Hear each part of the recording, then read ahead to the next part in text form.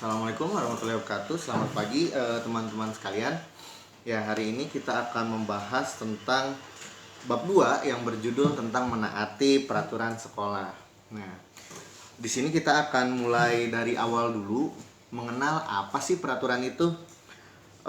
Peraturan itu adalah suatu kesepakatan yang dibuat untuk mengikat antara yang boleh dilakukan dan sesuatu yang tidak boleh dilakukan antar individu. Nah, kesepakatan ini dibuat, kita spesifikasikan dulu ya. Peraturan yang kita bahas itu adalah peraturan di sekolah. Nah, peraturan di sekolah itu dibuat oleh stakeholder sekolah, yaitu adalah guru, kepala sekolah, wakil kepala sekolah. Kemudian selain stakeholder sekolah juga disepakati juga oleh orang tua siswa. Nah, tentunya kesepakatan yang dibuat oleh stakeholder dan orang tua siswa ini harus ditaati oleh murid-murid yang bersekolah di SMA kita. Nah, peraturan kita juga setelah dibuat oleh kesepakatan antara stakeholder dan orang tua siswa, juga dilindungi oleh hukum negara, yaitu pasal peraturan sekolah pasal 4 UU nomor 23 tahun 2002. Nah, itu tentang sekolah ramah anak. Jadi sekolah kita ini memiliki aturan-aturan yang ramah anak, jadi tidak akan membebani siswa. Nah, peraturan yang ada di SMA Negeri 1 Teluk Jambe itu ada dua, ada yang tertulis dan tidak tertulis. Nah, yang tertulis ini biasanya tersimpan di setiap kelas.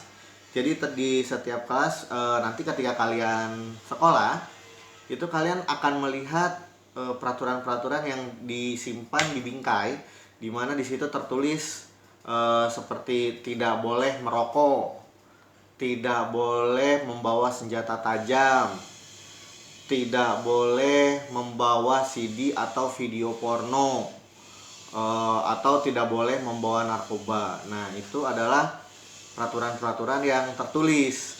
Lebih lengkapnya lagi nanti kalian akan lihat ketika kalian masuk ke kelas. Nah, yang kedua ada juga yang namanya peraturan tidak tertulis.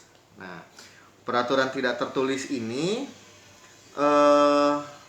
berupa peraturan-peraturan yang sesuai dengan norma-norma yang berlaku. Contoh, peraturan tidak tertulis kita itu adalah tidak boleh berbicara kasar. Jadi ketika di sekolah kalian itu harus menggunakan bahasa yang baik dan benar. Tidak boleh menggunakan kata-kata kasar seperti binatang kepada seseorang atau berteriak-teriak seperti di hutan gitu. Itu nggak boleh ya. Nah, kedua juga yang tidak tertulis seperti misalkan mencuri. Nah, itu kan tidak perlu ditulis, tidak boleh mencuri, karena setiap orang pasti tahu bahwa mencuri itu dilarang gitu.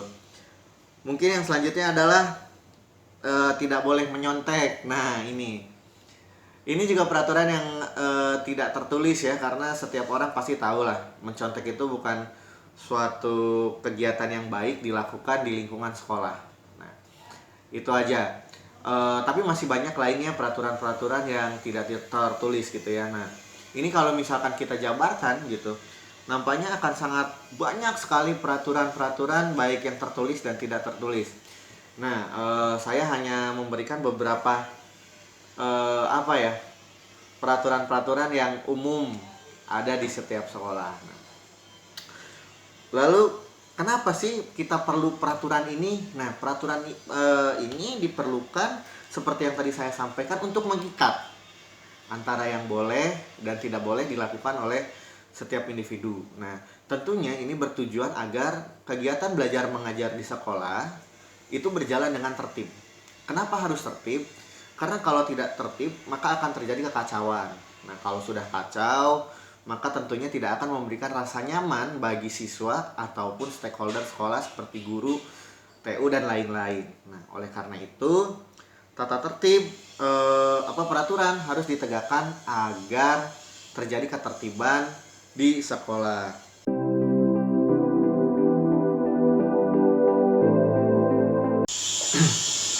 Nah, pada umumnya peraturan itu diikuti dengan sanksi. Kenapa selalu ada di peraturan itu selalu ada sanksi? Yaitu untuk mengikat, agar ada rasa tidak nyaman ketika kita melanggar peraturan yang telah disepakati. Nah, untuk di sekolah kita ini sanksi-sanksi yang diberikan itu insya Allah tidak akan membebani siswa.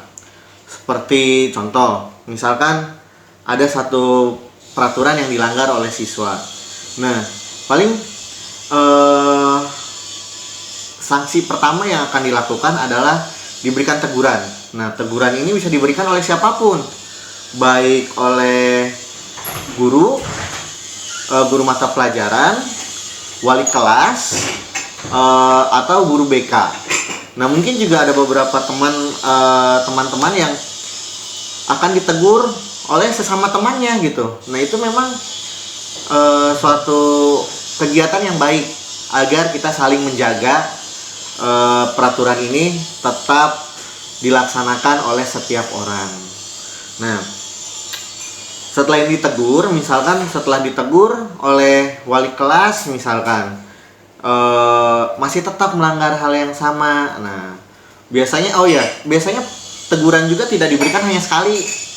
Kadang ditegur. Cuman kalau misalkan sudah berlarut-larut gitu, umumnya kita akan memanggil orang tua siswa.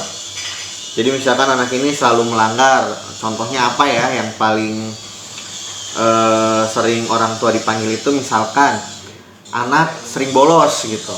Jadi itu kan kita punya peraturan harus datang tepat waktu, tidak boleh telat. Kedua, tidak boleh bolos. Nah, kalau misalkan kita sering ketemu sama siswa yang bolos, nah sekali dua kali ditegur anaknya, masih bolos juga ditegur lagi, mungkin oleh guru BK ditegurnya dengan menggunakan teknik-teknik konseling yang ada gitu. Jadi tidak sembarangan ketika guru BK sedang menjabarkan atau memberikan teguran atau memberikan bimbingan, itu tidak sembarangan karena kita menggunakan teknik-teknik keBK-an. Kebetulan SMA Negeri 1 Teluk Jambe itu memiliki 3 guru BK yang memang dididik di kampusnya itu, di perguruan tingginya itu mengenai keBK-an, tiga-tiganya gitu. Jadi kita insya Allah sangat paham bagaimana cara membimbing siswa.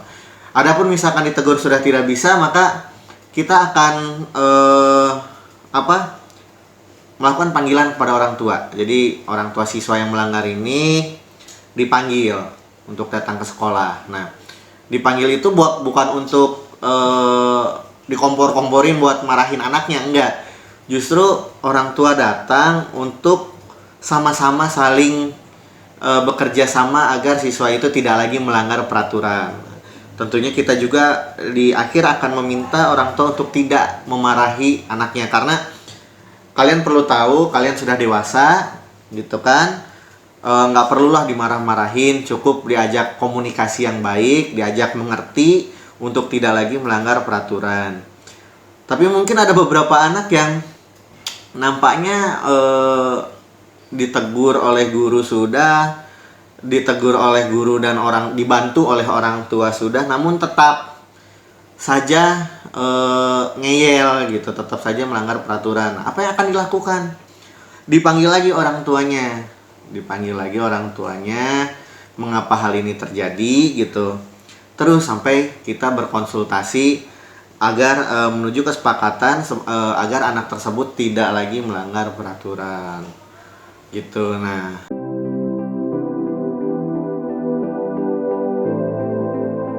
jika dipanggil orang tua terus-menerus tidak ada perubahan gitu, nanti akan ada tahap terakhir. Tahap terakhir itu yang dinamakan dengan case conference. Case conference ini dimana siswa, kemudian orang tua siswa, guru BK, beberapa guru, dan pimpinan sekolah yang di sini itu adalah kepala sekolah, itu akan berempuk atau berkumpul untuk menyelesaikan masalah ini. Apakah anak ini kenapa gitu? Kenapa anak ini terus-terusan melanggar peraturan? Apakah memang tidak betah sekolah di sini atau bagaimana? Nah, maka akan muncul keputusan yang mutlak gitu. Apakah anak tetap bisa sekolah atau mau sekolah di sekolah kita, atau mungkin anak tersebut ingin sekolah di tempat yang lain gitu. Sekolah di tempat yang lain agar mungkin di sekolah yang lain itu dia dapat lebih disiplin. Nah, itu akan ada obrolan-obrolan seperti itu. Nah, tapi kita selalu berharap permasalahan itu dapat diselesaikan cukup dengan teguran saja. Tegurannya pun tidak teguran-teguran yang bersifat fisik, hanya di lewat lisan saja. Contoh, misalkan ada anak terlambat. Nah, paling tegurannya berupa, "Nak, kenapa kamu terlambat?" Nanti siswa akan memberikan alasan. Nah, setelah alasan-alasan itu dinyatakan, ada alasan-alasan yang kita sangat paham, misalkan ini klise atau cuman rasionalisasi gitu kan. Nah, kita bisa aja buat terus bertanya agar jujur. Nah, saran saya atau saran kami gitu, bagi siswa yang memang melanggar peraturan dan ditegur, ditanya alasannya, jujur aja. Kalau jujur biasanya tidak akan berlarut-larut dan selesai dengan cepat gitu.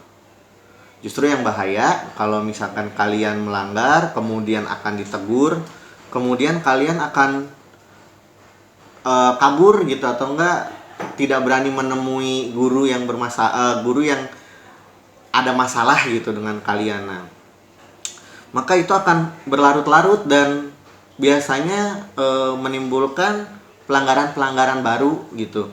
Nah, disarankan sih kalau memang ada masalah diselesaikan. Toh kalian sudah dewasa, menyelesaikan masalah secara dewasa juga gitu, dengan kepala yang dingin dan dengan obrolan-obrolan yang baik gitu. Nah, memang kita sadari ada beberapa anak yang memiliki filosofi-filosofi yang mungkin sedikit tidak baik gitu, atau tidak benar. Bukan tidak baik, tapi tidak benar lah ya. Seperti peraturan dibuat untuk dilanggar. Nah, itu adalah filosofi yang salah, dimana peraturan hakikatnya dibuat untuk mengikat gitu, dan disepakati agar berjalan secara tertib. Nah, jadi kalau kalian melanggar peraturan, maka kalian membuat sesuatu hal tidak nyaman. Nah, kalau misalkan tidak nyaman, tentunya akan ada perasaan-perasaan yang tidak enak, baik bagi kamu selaku pelanggar atau bagi orang-orang yang kesepakatannya dilanggar oleh kamu. Nah, itu aja dari kita, dari kami, bimbingan konseling SMA Negeri 1 Teluk Jambe, sebagai materi tentang menaati peraturan sekolah. Kalau misalkan ada pertanyaan-pertanyaan tentang peraturan sekolah, maka ditanyakan di kolom komentar. Nanti insya Allah akan dijawab. Sekian dari saya, mohon maaf kalau ada salah-salah kata. Terima kasih, sampai jumpa pada kesempatan berikutnya. Terima kasih.